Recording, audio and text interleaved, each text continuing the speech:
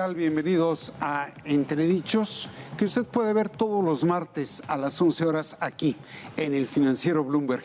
Y hoy tenemos por invitado a Arturo Herrera, un licenciado y maestro en Economía por la UAM y el Colmex y candidato a doctor por la misma materia en la Universidad de Nueva York. Un hombre que ha sido secretario de Finanzas aquí en el gobierno de la ciudad, fue subsecretario de Hacienda y también secretario de Hacienda y está por pasar a ocupar el cargo de director de Gobernanza Global en el Banco Mundial. Arturo, te doy la bienvenida. Muchas gracias por la invitación, muy contento de estar contigo. Al revés, Arturo, te vas a formar parte de nuestra fuga de cerebros, por no decir de nuestros cerebros expulsados. ¿Cómo te vas? Mira, contento, yo estoy muy satisfecho de que me hayan hecho este ofrecimiento. Estas posiciones se obtienen por concurso. Es un proceso muy largo donde gentes de distintos países dentro y fuera del Banco Mundial participan. Y en esto hay una serie de entrevistas, una revisión curricular y me siento muy honrado de que el Banco Mundial me haya hecho este ofrecimiento para una posición que es extraordinariamente importante en estas épocas.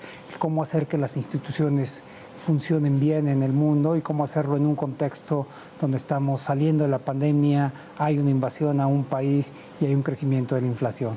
De esos capítulos justamente quiero platicar contigo, pero antes déjame recordar algo que dijiste el 15 de julio del 2021 cuando te despides de la Secretaría de Hacienda. Para nosotros es una despedida no triste, porque dábamos por sentado que ibas a la gubernatura del Banco de México. Pero si me permites, vamos a ver qué fue lo que dijiste entonces. Me tocó llevar las riendas de esta secretaría durante la crisis económica más severa desde la Gran Depresión y también la crisis sanitaria más grave a nivel mundial desde la influenza española. Por eso, en gran medida, los trabajos de la Secretaría estuvieron orientados a tratar de mitigar los efectos que estas crisis podían tener en la población en general, pero sobre todo en aquellos de los más vulnerables. Pero al mismo tiempo cuidamos mucho de enfocar este trabajo de tal forma que mantuviéramos los equilibrios macroeconómicos y financieros del país, para así poder asegurar no solamente que podíamos salir bien de esta crisis, sino que podemos tener una recuperación ordenada y constante en los próximos años. Pues ahí está lo que dijiste en aquel momento y ciertamente te tocó una crisis sanitaria, te tocó el efecto que provocó en la economía justamente esa crisis. En tu opinión, ¿ya remontó el mundo y particularmente México esa crisis, la crisis pandémica y la crisis económica en la cual derivó? Bueno, creo que lo estamos manejando mejor y creo que hay diversos elementos que nos ayudan a entender qué es lo que está pasando, ¿no? Primero, las tasas de vacunación en México y en el mundo son extraordinariamente altas, es decir, estamos aprendiendo a controlar la pandemia, pero también estamos aprendiendo a vivir con la pandemia. Es decir, porque la pandemia no tuvo una trayectoria creciente y después de creciente ha tenido diversas olas. Y la primera respuesta en la parte económica fue cerrémonos, aislemos todo, y ese fue el golpe económico. Este fue el golpe económico más duro que todas las economías del mundo sufrieron. Ahora lo que hemos aprendido es a convivir con la pandemia. Yo quisiera pensar que en un tiempo no muy largo vamos a poder mantenerla en niveles muy bajos. Sin embargo, el hecho de que tenemos tasas de vacunación muy altas, pero que no son completas, también está poniendo retos muy interesantes. Hace unos días salió información en el New York Times sobre los fallecimientos en Estados Unidos. Sí. Y hasta abril del año pasado, antes de que la vacuna estuviera disponible, habían fallecido 500,000 gentes. De entonces para acá, es un periodo más corto en la pandemia, han fallecido 450,000 gentes. La diferencia es que en una relación 9-1 son ahora fundamentalmente la gente que se ha rehusado a vacunarse. Entonces, por un lado, ese es un problema y es un hecho muy triste, pero por el otro lado, nos dice que hay una salida. Si logramos convencer a la gente de que se vacune, este problema que aún es muy importante, lo podemos hacer muchísimo más pequeño. A ti, por lo visto, te gusta operar en crisis. Y te lo digo porque revisando la página justamente del Banco Mundial en lo que será tu especialidad, gobernanza global, habla el banco de lo difícil que es gobernar ahora bajo la presión de los efectos económicos que dejó justamente la crisis pandémica. Y a esto se agrega ahora la invasión militar de Rusia en Ucrania. Dicho muy coloquialmente, ¿a qué aspiras o a qué le tiras en ese puesto? Bueno, yo voy a ser el encargado de tratar de desarrollar la estrategia del Banco Mundial en el fortalecimiento de las instituciones del sector público en los países emergentes. Ahora, se me está dando un mandato que pone énfasis en algunas cosas. En particular, se me está pidiendo que trate de fortalecer esto, pero sobre todo en los países que están en conflicto o países con situaciones de fragilidad. Son países como Afganistán, Irak, Yemen, Sudán del Sur, Guinea-Bissau. Son países donde las estrategias de desarrollo económico frecuentemente han sido fallidas porque las instituciones fiscales, de gobierno, etcétera, legales, son muy endebles. Entonces, son además estos algunos de los países que más sufrieron con el COVID. El COVID le pegó a todo el mundo, pero no todo el mundo lo sufrió igual. Los países más pobres lo sufrieron más. ¿Está en ese catálogo México? No. ¿No? El mundo se divide de manera muy esquemática en tres tipos de países, cuando uno los ve por su nivel de desarrollo. Las llamadas economías avanzadas, que son las economías de Estados Unidos, Canadá, los países originales de la OECD, que son básicamente Europa Occidental, más Japón y Australia. Después, en el otro extremo, están los países muy, muy pobres, que en el lingo del Banco Mundial se llaman los AIDA countries, y que suelen ser los países fundamentalmente en el África subsahariana, más algunos países de Asia como Bangladesh, etc. En América Latina, solamente Haití se encuentra en esta situación. Y luego están los países de ingresos medios, las economías emergentes, donde van es un espectro amplio, donde van países en América Latina que podrían estar en Centroamérica, etcétera, hasta México, Argentina y Brasil. México suele estar en la parte alta de los países de ingresos medios. Ahora, hay algo paradójico en todo esto. El efecto global que va a tener sobre la economía dos fenómenos no económicos, es decir, una crisis sanitaria y un conflicto bélico, la invasión, te decía yo, de Rusia a Ucrania. ¿Cómo ves la recuperación? Bueno, estos dos temas no económicos, un tema sanitario y un tema de geopolítica, está impactando la economía a través de dos canales distintos. Uno, un impacto directamente en la actividad económica y, por ejemplo, todavía se ven los efectos del COVID en algunos sectores, los gimnasios, las aerolíneas, los cines, etcétera. Y tuvo además un impacto también en interrumpir la cadena global de valor que hace que los precios de algunos bienes hayan subido de manera muy importante, las televisiones, los automóviles, etc. Por el lado de la invasión de Rusia a Ucrania hay también dos impactos.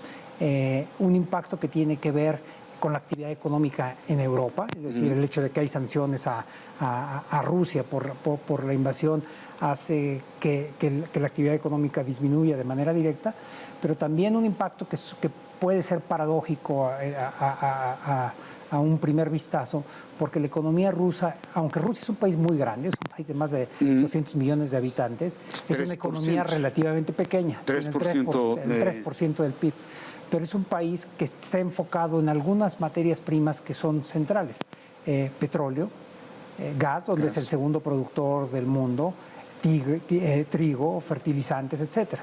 Entonces, la invasión ha tenido ha tenido como resultado un repunte de los precios del petróleo, de la gasolina, etcétera, una restricción del trigo y algunos otros cereales, porque no solamente Rusia, sino también Ucrania era un productor importante. El precio del trigo ha subido 60% desde la invasión, y hay algunos países que se los compraban a ellos en particular, que no es que el precio sea alto, es que ni siquiera están teniendo acceso a ello. Entonces, es una situación inusual porque dado que dos de los problemas son no económicos, parte de la construcción de la salida necesariamente va a tener que ser no económica. ¿Pero es viable la recuperación o se va a retrasar con estos dos fenómenos? No, por supuesto que le impactan. El tema de la invasión de Rusia a Ucrania, que es muy lamentable, y sobre todo las pérdidas en las vidas humanas, y que nos hace ver algo que en esta región de Europa no se conocía desde la Segunda Guerra Mundial y que parecía una experiencia abandonada, tendrá que resolverse cuando este problema se le encuentre una solución. No va a ser un asunto de semanas, pero tampoco va a ser un asunto de años. ¿Impacta al caso mexicano la recuperación de la economía mexicana estos fenómenos? Sí, pero pone retos y pone oportunidades también. Empiezo con lo último. México es todavía un productor muy importante y un exportador de petróleo.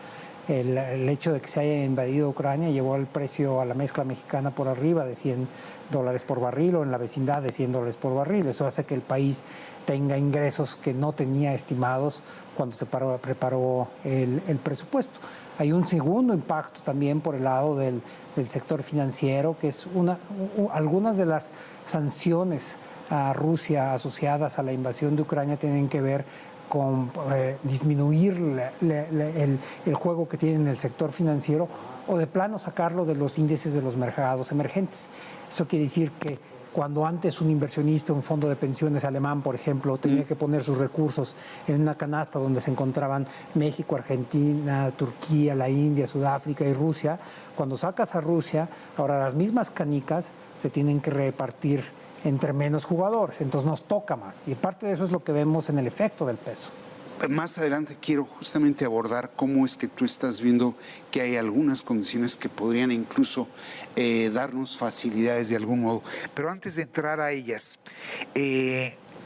pareciera ser, tanto por lo que dices, Rusia apenas representa el 3% en la economía global, Ucrania pesa, pero sobre todo en el mercado de los granos del aceite de girasol. Pero de pronto, entre la pandemia y esta invasión, pareciera ser que la globalización está en duda. ¿Se acabó la globalización? ¿Requiere de una redefinición? ¿Cómo ves? No, van a cambiar las condiciones, ¿no? Y a lo mejor lo que habría que aclarar es que no es la primera vez que pasa en el mundo. Hacia finales del siglo XIX y el inicio de la Primera Guerra Mundial se dio la primera ola de globalización en el mundo, que se montó en lo que eran en ese entonces pues algunos de las grandes innovaciones, el ferrocarril, etcétera, permitió acrecentar el comercio.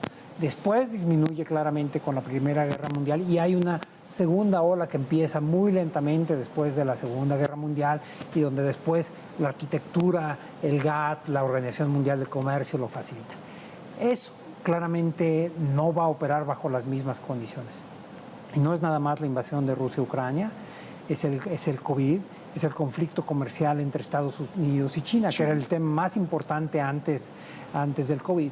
Y lo que estos tres elementos han traído consigo es la idea de que el tener una cadena de producción donde una partecita se aquí, una en Vietnam, una en China, etcétera, muy compleja, pero que era muy barata. Resulta que si alguno de esos países se cierra, como fue el caso de China en COVID, o si alguno de esos países no puede exportar, como es el caso de Ucrania, toda la cadena se pone en riesgo. Entonces, probablemente lo que vamos a tener es una mayor concentración de las cadenas de producción, por ejemplo, una cadena en Norteamérica.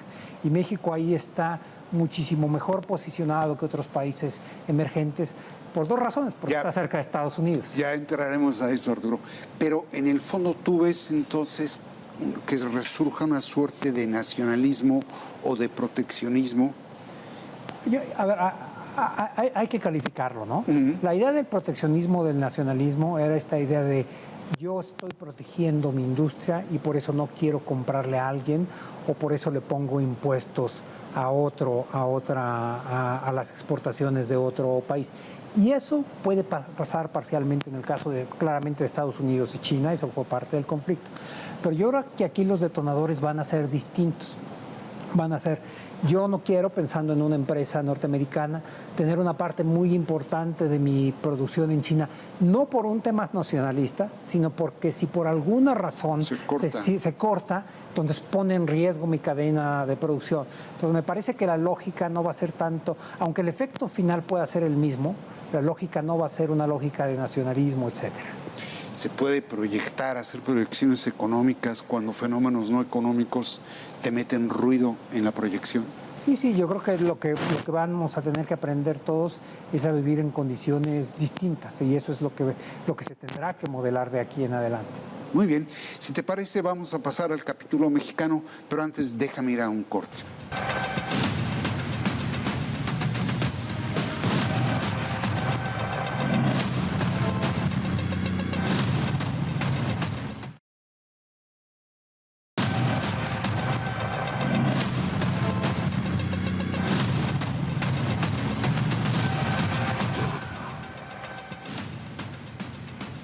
Pues estamos ya de vuelta y para mi fortuna, Arturo, pude ver una conferencia magistral que diste hace unos días en la UAM y coincidías con Larry Fink en el sentido de que pese a la adversidad económica que prevalece, México está en condiciones de ser beneficiario de ella.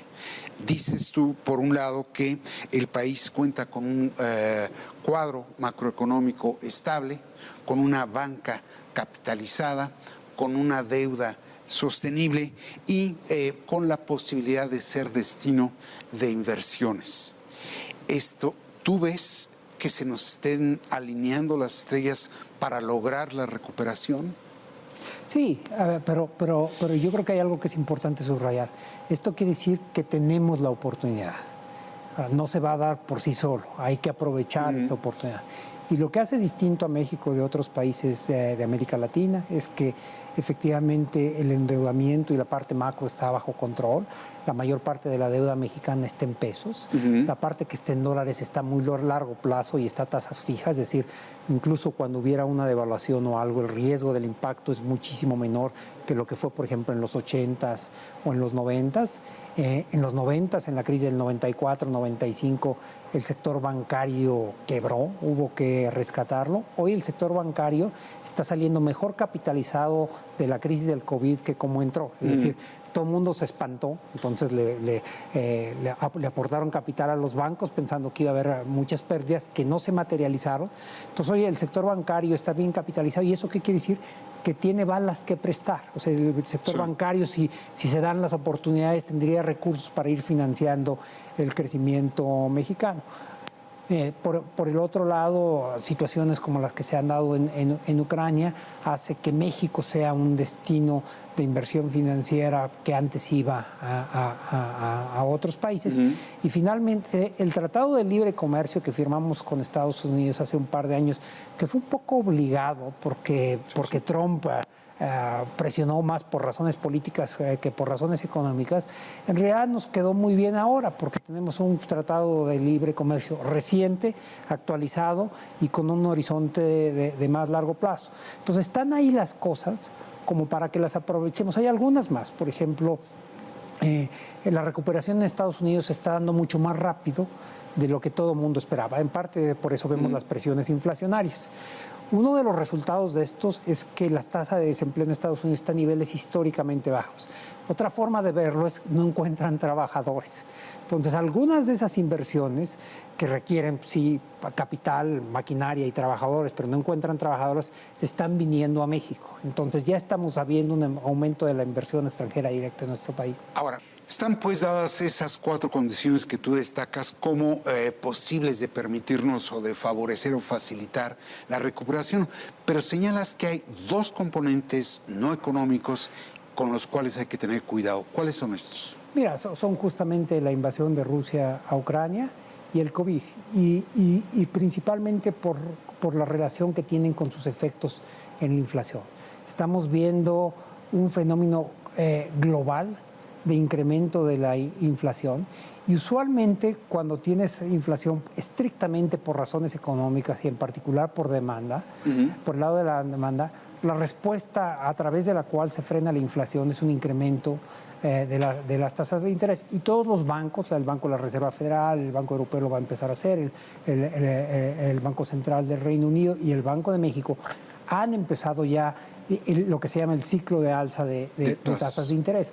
Ahora, va a tener un efecto parcial en el control de la inflación.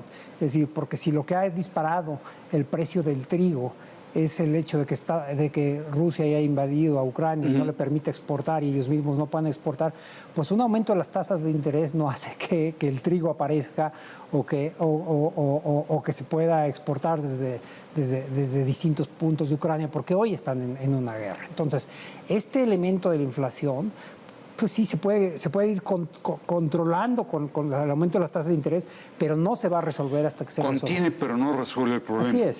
Derivado de lo que me estás tú diciendo, ¿estás tú previendo un riesgo de hambruna sobre la base de la escasez de granos? No, yo creo que es una de las grandes preocupaciones que hay hoy en el mundo, ¿no? Y está pensándose que en algunos países, sobre todo aquellos que son o más pobres o aquellos que eran los que importaban trigos de Rusia y de Ucrania, este riesgo se puede materializar relativamente pronto. Afortunadamente el mundo es consciente de esto, es decir, estamos viéndolo venir, y yo quisiera pensar que se va a encontrar alguna forma de reaccionar. En el caso de las economías más vulnerables, seguramente esto va a tener que pasar por un apoyo del resto de la comunidad internacional. Esto me parece que no es un hecho menor. Si nos vamos tan solo 3 años para atrás, el mundo no estaba para temas de solidaridad. De hecho, lo que prevalecía era el conflicto comercial entre Estados Unidos y China, etcétera. Es decir, había poco apetito para lograr encontrar soluciones comunes. El COVID cambió eso. Y de entonces a la fecha ha habido diversas iniciativas que buscan tratar de transitar como un colectivo en el mundo, ¿no? Y te señalo 3 muy rápidamente. La primera, el acuerdo global para tener un piso de impuestos mínimo.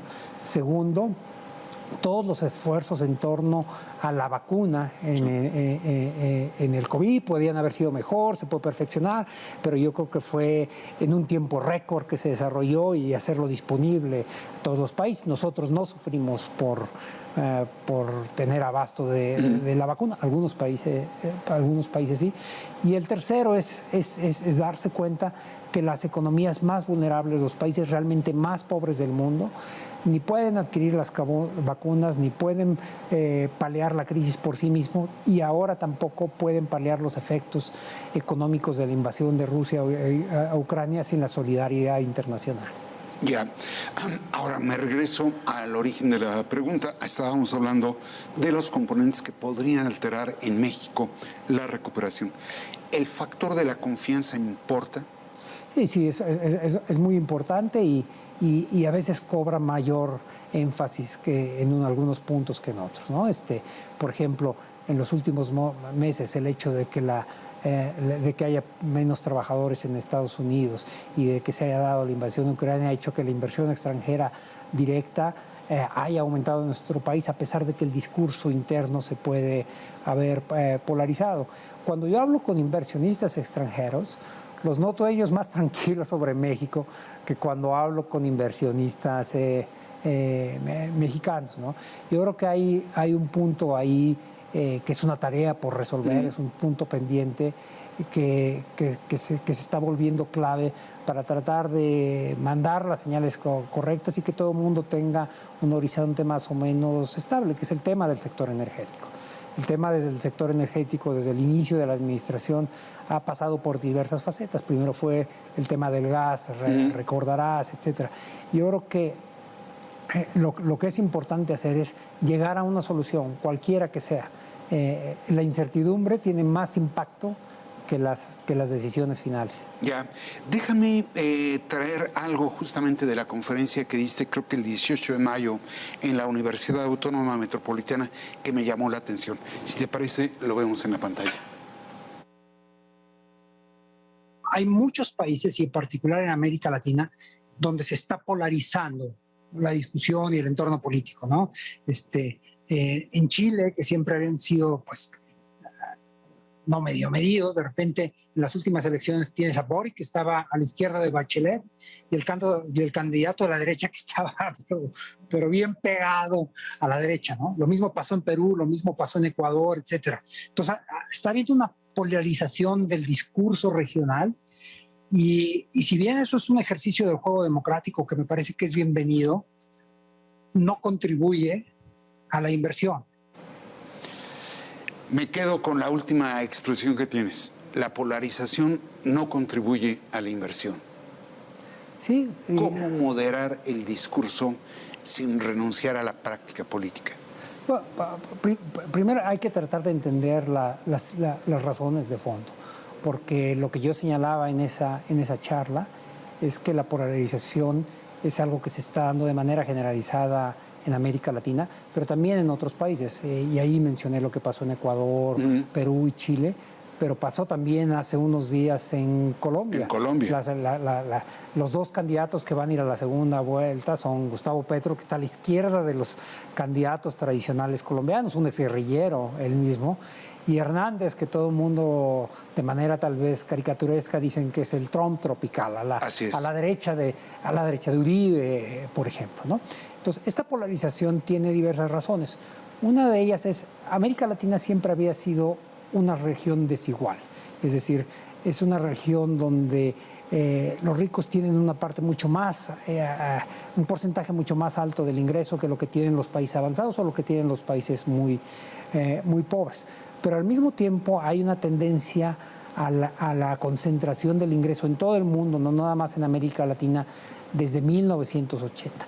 Y esto se está materializando hoy en contradicciones muy fuertes en los países, en las economías como las nuestras, en este tipo de aspectos, en el sector electoral, en el electorado, pero también, por ejemplo, en el Reino Unido. El Brexit fue eso, ¿no? El Brexit fue el reclamo de un sector de la población que a lo mejor equivocadamente le echó la culpa a los inmigrantes de las contradicciones internas. Entonces, uno de los problemas, una de las causas es la desigualdad y tiene que empezarse a atacar de manera decidida. A ver, tocaste ya un tema que fue tu tesis, creo que de licenciatura, el voto mediano que le llamas. Sí, fue maestría, sí. Maestría, perdón.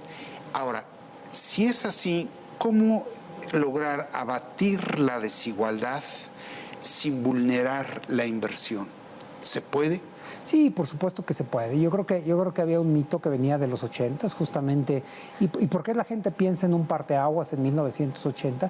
Es cuando llegó Margaret Thatcher al Reino Unido y cuando llegó Ronald Reagan a Estados Unidos, y ellos decían la desigualdad es irrelevante, si crecemos mucho va a haber un goteo o los de arriba van a jalar a los de abajo, ¿no?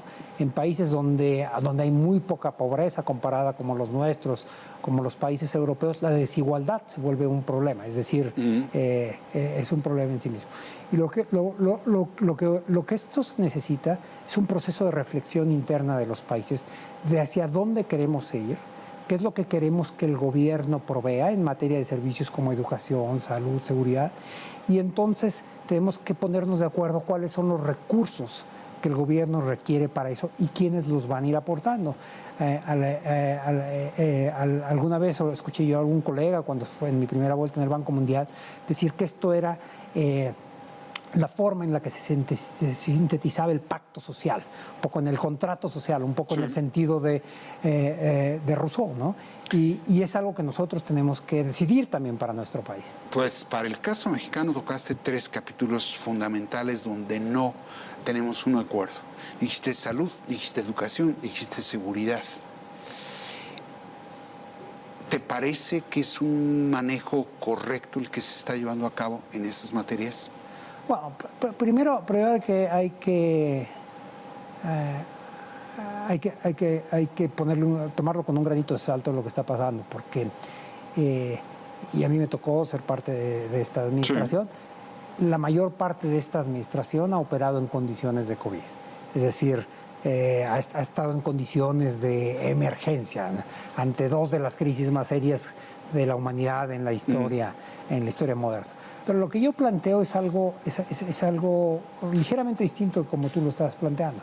Lo que digo es hacia dónde queremos ir. Si uno piensa en una sociedad como la danesa o como la francesa, pero tal vez más los países nórdicos, donde son algunas de las economías menos desiguales del mundo, hay diversas formas en que logran esto.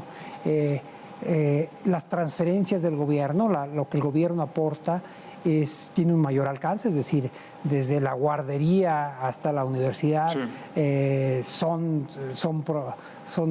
servicios proveídos por el Estado, la seguridad social, salud, etcétera, son servicios proveídos por el Estado, y la seguridad también, pero por el otro lado requiere esto tasas impositivas mucho más altas, ¿no? Entonces, y no es necesariamente un tema de países emergentes como el nuestro, como países desarrollados, porque uno puede encontrar dos modelos claramente distintos, el modelo de Dinamarca y Francia versus el modelo de Estados Unidos y el Reino Unido. En uno de ellos dicen, pues el Estado va a proveer, pero no va a proveerlo todo, y las tasas impositivas son más bajas. Y en los otros dicen, nosotros queremos garantizar un piso muy alto de bienestar a todos, y tiene un costo, que es que le cobramos impuestos más altos a las empresas. Ese tipo de discusión es la que creo que necesitamos. Y en nuestros países habría un ingrediente adicional, que es qué tanto ayuda esto a disminuir la desigualdad. Ahora, justamente a donde vas, nada más te va a tocar hablar de gobernanza global. Pero hay una serie de fenómenos, una crisis pandémica como la que estamos viviendo, una invasión que resultaba inconcebible, está naturalmente también la presión inflacionaria. ¿Ves que esta situación está poniendo en riesgo la gobernanza e incluso la democracia? Bueno, claramente tiene retos importantes. O sea, la invasión de Rusia a Ucrania, una de las consecuencias más obvias es que se está cuestionando la capacidad del pueblo ucraniano por regirse por sí mismos, ¿no? Esto es algo que no veíamos en la historia reciente, ¿no? Yo creo que pero yo creo que hay muchas gentes que tienen una lectura similar a la que tú estás haciendo.